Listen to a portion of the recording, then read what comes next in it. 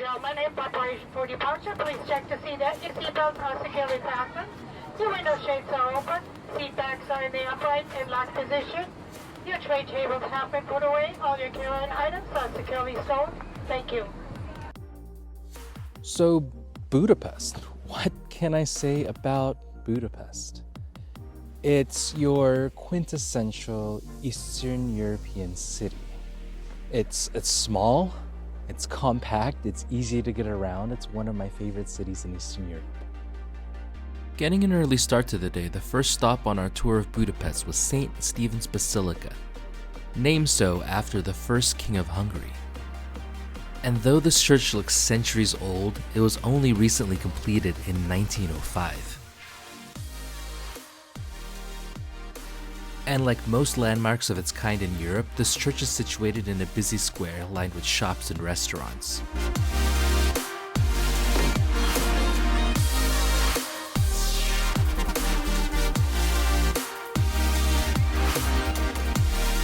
From St. Stephen's Basilica, we meandered through the cobblestone-lined streets, making our way to the other side of the Danube River. And since Budapest is so small and compact, you could basically walk or take the public transportation anywhere. I opted to walk the streets because it's a beautiful way to see the city. I mean, if I didn't, I would have missed out on whatever this is. So if you didn't know, Budapest used to be two cities in the past. It used to be called Buda and Pest. And it's now connected by one of many bridges. The bridge that we're going to use across the Danube River is called the Chain Bridge. There's another name for it. I'll put it right over here because it's really difficult to say, but it is a beautiful, beautiful bridge. I highly recommend you walk across it because you can't take the public transportation to go to the other side where Buda Castle is, but why would you? It's so close and it's not that far of a walk, and it gives you beautiful views of the city.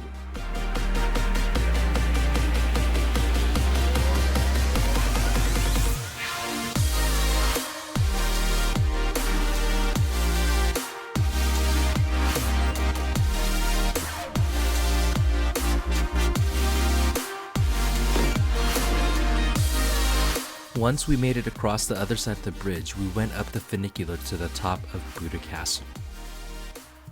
Riding the funicular up, you get a sense of what the view up here is going to be like. And although the ride up there is not free and you have to pay, I do highly recommend it. Buda Castle gives you spectacular views over Budapest and the Danube River.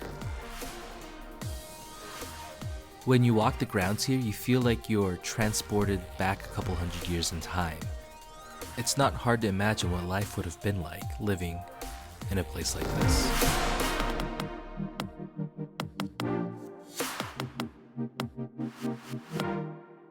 And one of the best parts of touring Buda Castle is that the exterior is actually free. I believe to go inside you do have to pay, but I just could not tear myself away from this view. And as beautiful as Buda Castle was, there's another viewpoint on the same side of the Danube as the Buda Castle. It's called Fisherman's Bastion.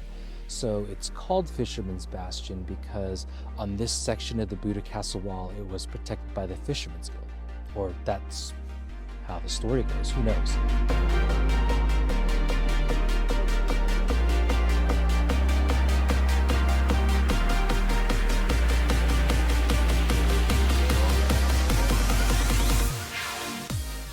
If you love taking pictures, this is the place to be. This place is so photogenic. And don't take my word for it. How about this couple over here doing their wedding photo?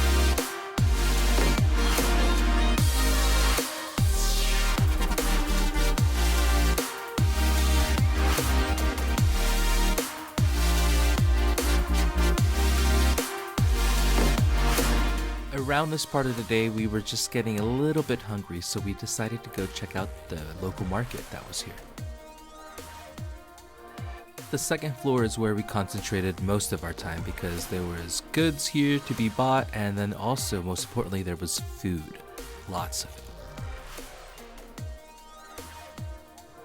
For me, I had the goulash soup, which is a paprika-based stew that has beef and vegetables in it and a side of rice.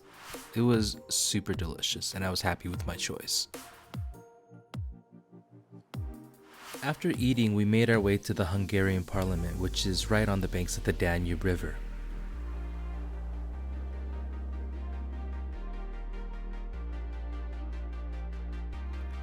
And like St. Stephen's Basilica, this building isn't that old actually. It was completed in 1902, but that doesn't detract from its charm and its overall sense of regalness.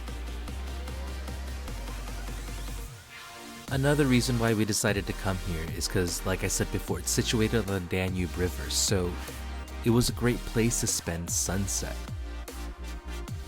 Depending on what time of year you go, this place might be really busy, but when we went, it wasn't that bad. And I'm really glad because this was like the perfect ending to our day in Budapest. From here, we traveled to another city, so stay tuned for my next video to see where that is. Thanks guys, bye.